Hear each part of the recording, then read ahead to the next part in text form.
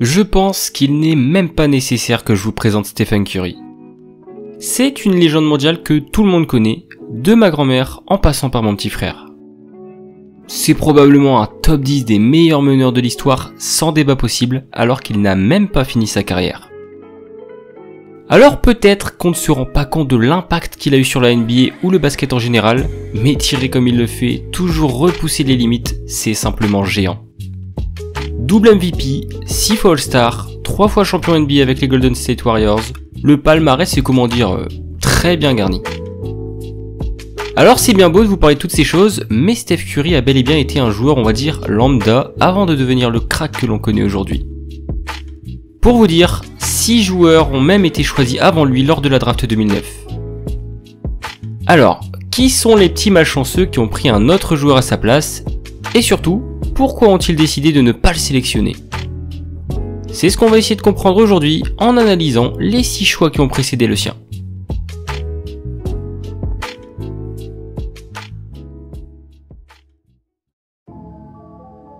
À l'époque, on peut pas vraiment dire qu'il y avait débat sur le numéro 1 de cette draft. Peu importe l'équipe, ce sera probablement Blake Griffin. Et les Clippers se sont littéralement frottés les mains en voyant que les Kings, qui avaient 35% de chance d'obtenir le premier pick, sont tombés en 4. Mais on reparlera de plus tard. Blake avait montré de très belles choses et beaucoup de potentiel du côté d'Oklahoma, et personne ne pouvait vraiment prévoir qu'il serait blessé pour toute la saison, avant même de disputer le moindre match de saison régulière. Mais par la suite on a véritablement observé ce dont il était capable et on va dire que la blessure était plus ou moins oubliée. Alors si on fait un petit point niveau poste à l'époque, on peut estimer que tout était plutôt ok niveau Clippers. Pas de besoin immédiat et il fallait drafter le meilleur potentiel disponible. Bon, évidemment avec le pick numéro 1 ils avaient l'embarras du choix et clairement ouais, Blake Griffin ça paraît pas du tout déconnant sur le moment. Seul petit problème, leur meilleur joueur se trouve au même poste en la personne de Zach Randolph. Et même s'il n'a joué que sa trentaine de matchs chez les Clippers, et ben au revoir Zibo. Il est envoyé après la draft contre un autre joueur un peu moyen, Quentin Richardson, qui au final va juste leur permettre de dump un petit peu de cap space. Dans une franchise de losers qui n'avait pas fait les playoffs une seule fois lors des 12 dernières années, une chose est sûre, il a ramené de la hype, du spectacle. Et même si ce n'est pas que grâce à lui, les meilleures années de l'histoire de la franchise sont arrivées quand il était là. Aujourd'hui, même si on peut pas dire qu'il est au top de sa forme, loin de là, il a continué à être l'un des meilleurs joueurs des Pistons en métamorphosant son jeu et en l'adaptant à la NBA moderne. Mais si vous me suivez depuis un petit moment, vous le saviez déjà. Maintenant, si l'on considère que c'est bel et bien Curry qui est sélectionné, qu'est-ce qu'on aurait pu voir chez les Clippers? Alors déjà, il est fort probable, et c'est même sûr en fait, que Chris Paul ne les rejoigne jamais, et que Lob City n'existe pas sans le trio magique. Blake de toute évidence se fait drafter en 2ème position dans le Tennessee à Memphis, mais je ne pense pas que ça aurait changé quoi que ce soit au niveau du palmarès des Grizzlies. Mais bref, de toutes les manières, dans aucun monde ce scénario n'aurait pu arriver. D'autant plus qu'il n'y avait aucun intérêt pour les Clippers de sélectionner Curry en ayant Baron Davis dans l'effectif. Monsieur sortait d'une saison 2008 incroyable à Golden State justement avec 22 points et 8 passes de moyenne. On peut débattre tant qu'on veut mais le choix était justifié. Et même si Blake est certainement, si l'on compare les carrières, moins bon que Curry, on ne peut pas vraiment parler d'erreur.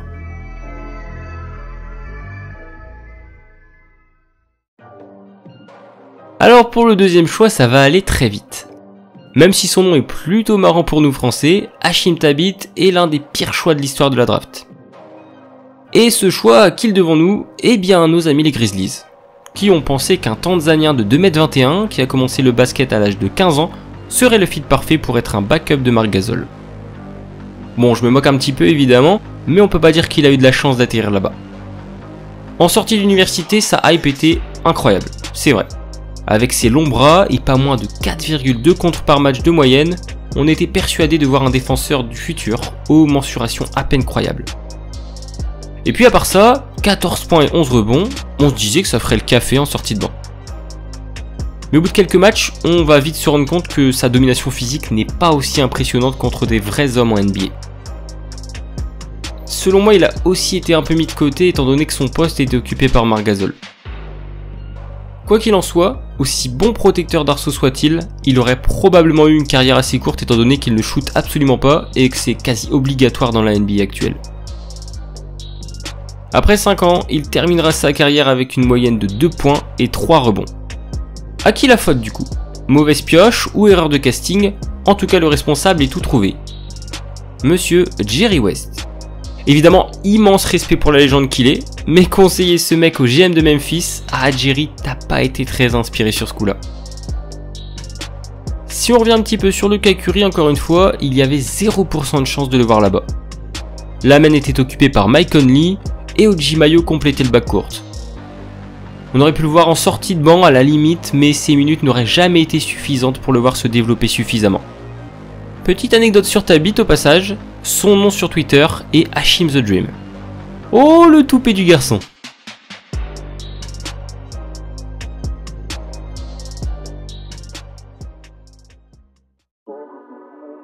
Ah, là on est sur une grosse question.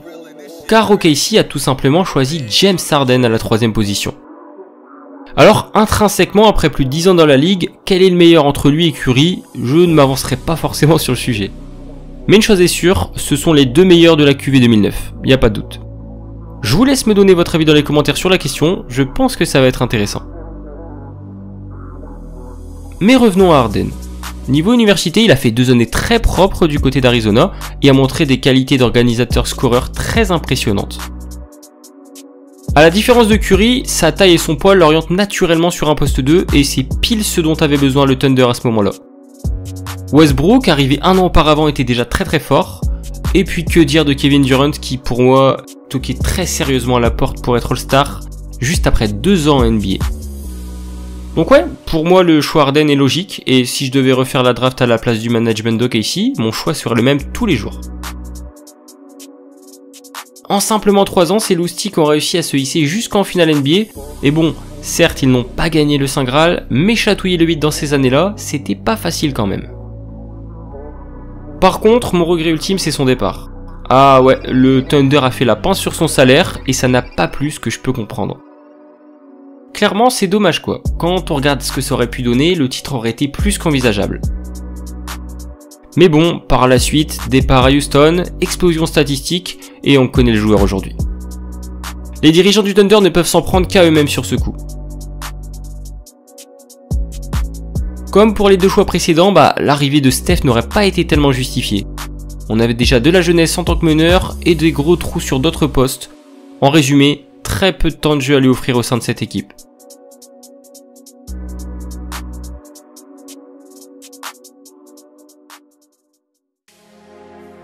Là, ça va commencer à devenir intéressant, car les équipes qui vont suivre avaient la possibilité de drafter Stephen Curry. On commence avec Tyreke Evans, choisi par les Sacramento Kings en 4ème position. Il représentait le profil de garde à l'opposé de Curry. Grosse défense pour commencer avec plus de 2 interceptions par match à l'université de Memphis, et puis très grand, très costaud pour son poste. C'est clairement un choix qui juste au terme de la première année paraissait être le bon. Avec 20 points de moyenne, 6 passes et 5 rebonds, il a logiquement été nommé rookie de l'année. Mais c'est là que ça se gâte un peu pour lui.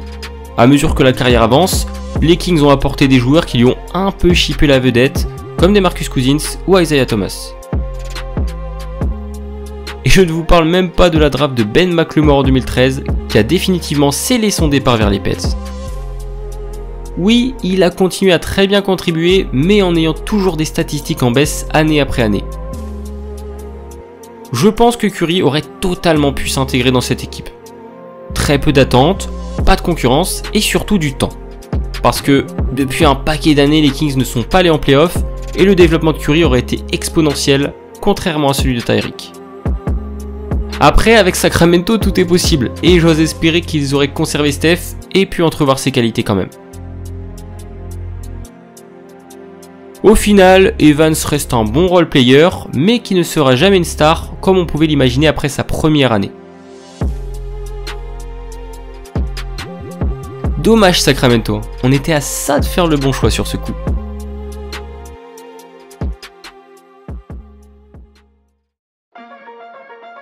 Pour cette dernière section, je vais plus ou moins regrouper les pics 5 et 6 étant donné que c'est Minnesota qui avait la possibilité de récupérer les deux joueurs. Je préfère vous prévenir, c'est une catastrophe, mais genre vraiment. Je vous explique tout ça plus en détail. Alors à la base, Minnesota n'avait que le pic numéro 6, mais avec un petit tour de passe-passe, on réussit à nous enfumer les Wizards avec le trade que vous avez sous les yeux. Il est vrai, à l'époque, on pouvait comprendre les contreparties, mais avec du recul, c'était ignoble, tout simplement. Je vais pas épiloguer très longtemps sur cet échange, ce qui nous intéresse, c'est que les Wolves ont 2 pics très hauts dans la draft, et comble de bonheur, ils ont besoin d'un meneur. Autour, c'est vrai, on est plutôt pas trop mal à l'intérieur, Al Jefferson, Kevin Love ou encore Corey Brewer, ça va. Alors le constat est simple, Minnesota va drafter 2 meneurs. En 5ème position, leur choix se porte sur Ricky Rubio, qui n'a pas été un si mauvais choix que ça quand on regarde ce que sa carrière devient actuellement. Il a tout de même prolongé le plaisir 2 ans en Espagne avant de rejoindre la NBA seulement à partir de la saison 2011-2012. Manque de bol alors qu'il faisait un début de carrière tout à fait honnête avec 11 points, 8 passes et 2 interceptions de moyenne, il se fait les croiser. Aïe, déjà là, coup dur. Rubio n'a jamais été un grand shooter, mais ses qualités indéniables à la création lui permettent de faire une carrière tout à fait remarquable en NBA. Et son expérience européenne montrait déjà cette facette de son jeu à l'époque.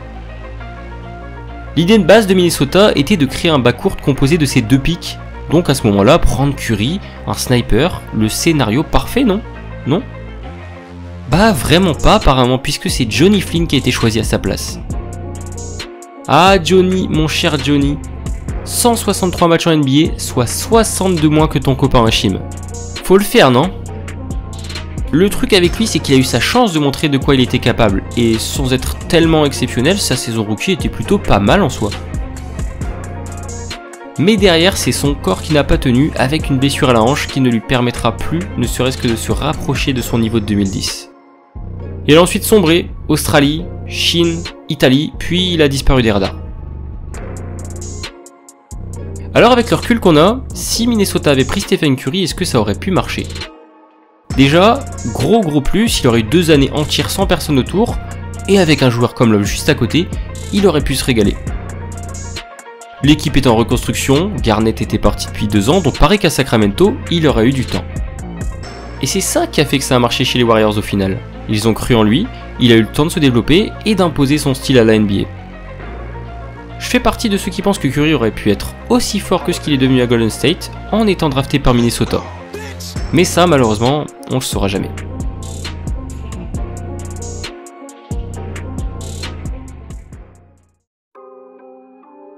La suite, on la connaît. Curry est sélectionné en 7ème position par les Golden State Warriors, qui avaient vraiment très envie de le récupérer. Un homme, un seul avait prédit le futur, Skip Bayless. Alors, Dieu sait que je suis pas tout le temps d'accord avec lui, mais dans ce tweet, il avait vu qui serait la vraie star de cette draft. Sans le savoir, ce 25 juin 2009, Golden State a sans doute fait le meilleur choix de l'histoire de la franchise, en récupérant le meilleur joueur de leur histoire. 11 ans plus tard, Steph a changé la manière dont le basket est joué. Il a été immense en remportant 3 titres de champion NBA, et qui sait, peut-être que dans quelques années on reviendra sur ses paroles, et qu'il aura ajouté d'autres récompenses dans son armoire à trophées.